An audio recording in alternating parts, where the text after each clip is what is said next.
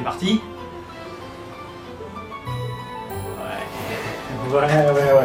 Ouais. Ok, alors, coucou les brownies. Et comment vous expliquer?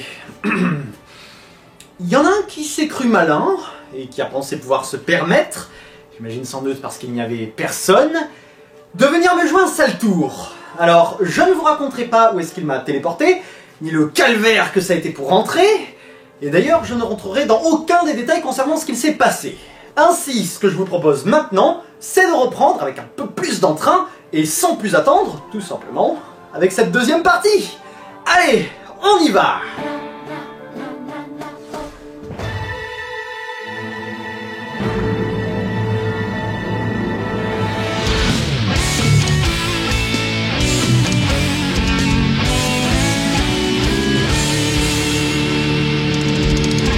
Donc maintenant, on va enchaîner avec le troisième film Equestria Girls, qui donc, après ce que j'ai pu dire sur le deuxième, eh ben, j'avais de quoi me demander à quoi j'allais pouvoir m'attendre avec ce troisième film, donc qui est Friendship Games. J'avais peur. Je vous l'avoue, à l'annonce du troisième film Equestria Girls, j'avais peur. J'avais peur parce que, après la claque monumentale qu'avait été Rainbow Rocks, avec sa perfection de fun absolue, je ne voyais pas comment un film Equestria Girls pourrait faire suite à ça, tout en étant au moins aussi bon, voire meilleur. Ça me paraissait impossible. Impossible, surtout en plus quand on ajoute à cela le premier film Equestria Girls, qui était juste dans la moyenne. Je voyais pas comment on pouvait faire quelque chose qui ne viennent pas casser ce que j'avais avec Rainbow Rocks. Donc j'avais très peur. Surtout que Rainbow Rocks se conclut d'une manière qui me plaît beaucoup, à savoir que Sunset trouve sa place au sein du groupe, même si la scène post-générique nous préparait de toute façon déjà à ce prochain film, avec la fameuse Twilight Sparkle parallèle, qui fait des recherches autour de Canterlot High, la magie, toutes ces choses, ce qui va être le centre, le cœur de Friendship Games, qui donc, pour pas dire que ça avait été à nouveau une claque, je vais employer un terme différent, Friendship Games, pour moi, ça avait été une grande, immense, excellente surprise. Parce que Friendship Games se permet non pas juste de faire mieux que Rainbow Rocks, qui de toute façon était un exploit, mais non, il se permet en fait de faire tout aussi bien, mais différemment, avec un autre angle, une nouvelle approche, une différente ambiance, de nouveaux personnages, éléments à traiter et à conclure, et c'est fait avec tellement de soin. J'ai conscience de me répéter, mais ça me fascine de voir comment ce troisième film a pu atteindre un tel niveau, tant c'est bien réalisé. Et en fait, c'est encore mieux parce que il est différent, il ne reprend pas le schéma de Rainbow Rocks, il ne reprend pas tout ce qu'on a pu voir auparavant, il fait du nouveau, et il le fait bien quoi.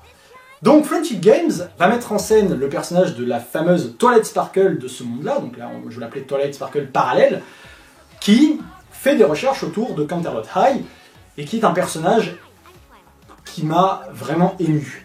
Pour moi, Friendship Games se définit en deux mots, épique et émotionnel. On sent que celui-là, il a l'envie de nous prendre au trip, il a envie de nous faire ressentir des choses, il a envie qu'on voit cette rivalité entre Crystal Prep et Canterlot High, et surtout qu'on ait vraiment de l'empathie pour le personnage de Twilight Sparkle. En un seul film, voir comment est-ce qu'ils ont pu s'occuper de ce nouveau personnage par rapport à Sunset Shimmer, qui en a eu deux précédemment, je trouve ça assez impressionnant, parce que je m'avance un peu, mais arrivé aux trois quarts du film, au niveau de la chanson Unleash the Magic, moi j'étais pris, et ça a toujours été le cas à chaque revisionnage, je le suis au moins autant, voire d'autant plus, tellement le personnage de Twilight Sparkle n'a rien à se reprocher. Elle n'a aucune mauvaise intention, elle a envie de se construire un avenir, elle vit mal sa condition à Crystal Prep, elle veut juste partir et faire ses propres trucs. Et à côté de ça, elle a peut-être juste cette curiosité un peu envahissante qui va l'amener du coup à ce que sera le film, avec cette découverte de la magie, ces études qu'elle en fait autour, se retrouver à voler par inadvertance, parce qu'elle ne veut pas spécialement faire ça, elle n'a aucune mauvaise intention à ce niveau-là, mais elle va se retrouver à voler la magie de ce que je vais appeler quand même les Main Six, même s'il y a Sunset Shimmer qui est à leur tête, et de fil en aiguille se retrouver en possession d'un pouvoir qu'elle ne va pas maîtriser, un pouvoir qui la dépasse, et qui va en faire l'antagoniste du film. Et c'est génial parce que c'est pas un méchant type je suis le méchant qui veut conquérir le monde et les trucs. Non, c'est un personnage qui n'a pas l'intention d'être l'antagoniste, qui n'a pas l'intention d'être la méchante, juste qu'elle se retrouve, c'est juste l'archétype du personnage qui a une souffrance, qui subit beaucoup et qui, en possession d'un tel pouvoir, se retrouve presque d'instinct à se dire qu'elle va pouvoir l'utiliser à des fins pas très sympas, quoi, voilà. Mais dans cette idée, c'est que du coup, le personnage de Twilight Sparkle n'est pas une méchante. Et moi, j'ai mal pour elle. Et quand on arrivait là, moi, j'avais juste mal de voir comment est-ce qu'elle devenait. Et tout le parallèle que ça provoquait à Sunset Shimmer est fou. De toute façon, comme j'ai dit, Sunset Shimmer, c'est la meilleure idée de cette saga.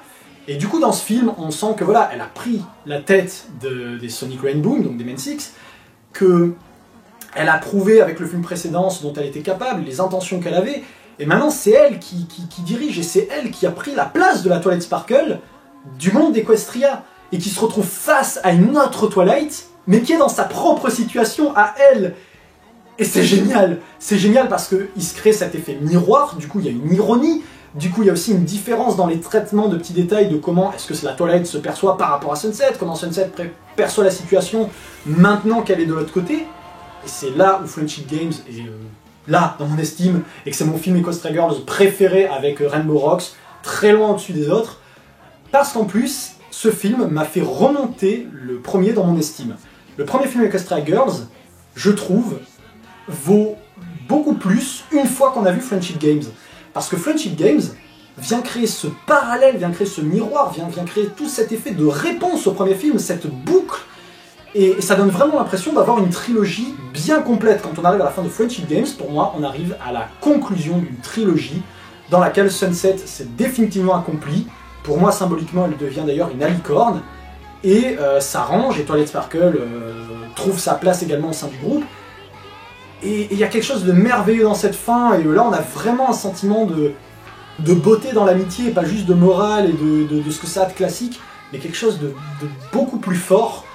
Et moi c'est ça ce film, ça me prend aux tripes, et Friendship Games du coup, alors à côté de ça, vous voyez, je parle absolument pas des détails, je parle pas du scénario, je dis pas que voilà, que l'action est bien gérée, qu'ils ont été jusqu'à faire une course à moto, que l'ambiance est vraiment prenante dans celui en particulier, à tout niveau, la mise en scène, la musique, et qu'on a toujours ces délires avec la mise en avant des personnages secondaires. On sent que, ça y est, ils se sont totalement libérés de cette liaison avec la série My Little Pony. Il n'y a même plus, à part à la fin pour la petite blague, parce qu'au final ça ne restera d'ailleurs qu'une blague, l'apparition de Twilight Sparkle, il n'y a aucune liaison avec la série. Même pousser ça de manière intelligente dans la mise en scène, puisque Sunset Shimmer cherche une aide qu'elle ne pourra pas obtenir de Twilight, et donc elle va devoir vraiment se responsabiliser, en tout cas gérer ça d'elle-même, et montrer du coup là vraiment c'est tu as trouvé ta place maintenant, c'est l'étape suivante, il faut que tu transmettes à ton tour, et le fait qu'il y ait c'est comme, quelque part c'est comme si Sunset Shimmer se combattait elle-même, je trouve ça génial quoi. Mais voilà, à côté de ça, les musiques dans celui-là sont encore pareilles, prenantes, énormes, épiques, c'est très bien dosé, et que grâce à ce troisième film, eh ben, j'ai vraiment la sensation de voir une trilogie, et du coup, je me dis plus juste, tiens, je vais mater Rainbow Rocks, mais je peux mater les trois ensemble, et cette sensation de communion, de parfait, ça se complète. Ça se complète bien, et pour moi, ce troisième film, je ressens une vraie conclusion à tout ce qui avait été mis dans les autres films. Donc voilà, Friendship Games, j'ai adoré, j'adore ce qu'il y a comme mise en scène, c'est le seul Equestria Girls qui même me serre le cœur et il me fait monter les larmes, de par le personnage de Twilight que je comprends beaucoup et qui, en un film, est très bien traité. Même parfois des détails, la scène avec le défi en 3 parties où elle doit tirer à l'arc et qu'il n'y a vraiment personne pour la soutenir, et du coup elle le vit super mal. Voilà, je mets pas vraiment en avant les autres personnages parce que les Men Six sont toujours aussi bien. Alors quand je dis Men Six, j'entends Anne Bodage, Fluttershy, Applejack, Pinkie Pie, et Rarity, pas spécialement Sunset Shimmer qui est à part, qui est bien plus haut dans le lot et dans mon estime. Mais voilà, je trouve ça super cool comment ça marche. Et j'en profite pour ajouter là aussi que les courts-métrages de Friendship Games sont vraiment bien, et de toute façon, la plupart des courts-métrages qui ont été faits, c'était une très bonne idée, je trouve, d'ajouter ces courts-métrages entre les films, parce que voilà, ça vient ajouter de la cohérence, ça vient ajouter un peu à l'expansion de cet univers, ça vient ajouter au plaisir qu'on peut en avoir, et même à côté de ça, bah, juste du fun. Ça peut juste être du fun, mais vraiment, ça marche bien, et pour moi, c'était la conclusion parfaite. Take my hand, Twilight. Let me show you there's another way, just like someone once did for me.